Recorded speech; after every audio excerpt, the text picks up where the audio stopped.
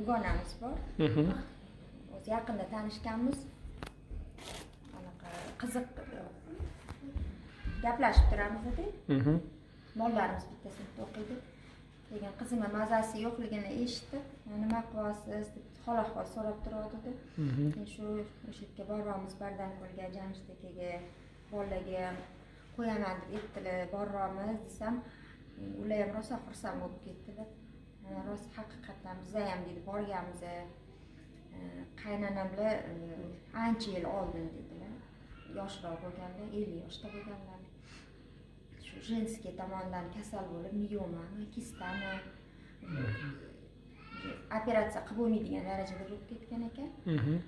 Doktorlar ham endi bachadon, buni o'sha olib tashlaymiz hammasini qo'shib deb aytgan ekan.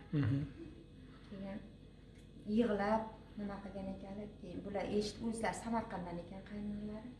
Keyin sizlarga olib kelgan ekan sizga.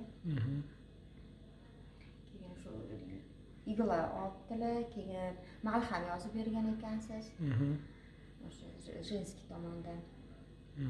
O'shalar hozir dedi, uncha ko'p yashamaydi deb aytganlar dedi, lekin u tomondan juda ham yaxshi, hozir 70 dan oshganlar. Lekin o'sha aytgan narsalaringizni haligacha orada qilib turar ekanlar. Hech qanaqa operatsiya ham bo'lmasdan o'sha bachadonlar joyida shifo topgan ekan-da.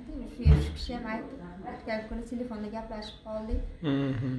Xursand bo'ldilar-da. Haligacha kelinlarini duo qilib o'tirar ekanlar. Kelin, sizni qo'lingiz bilan, sizni nimangiz bilan mana yaxshi bo'lib ketdim. Borsam hali ham ishlar qildirmay, nima qilib duo qilib o'tirarlar deb aytdilar-da.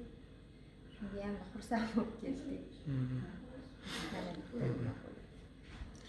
Hammamizga Alloh shifo bersin. O'sha bir-birimizni duo qilaylik. Eng tez qabul bo'ladigan duo o'sha birodarning orqasidan qilgan duo ekan. O'shanga o'sha boyaga onaxonim duo qilib qo'ysinlar. Inshaalloh. Sizdan sog' bo'ling, salomat bo'ling.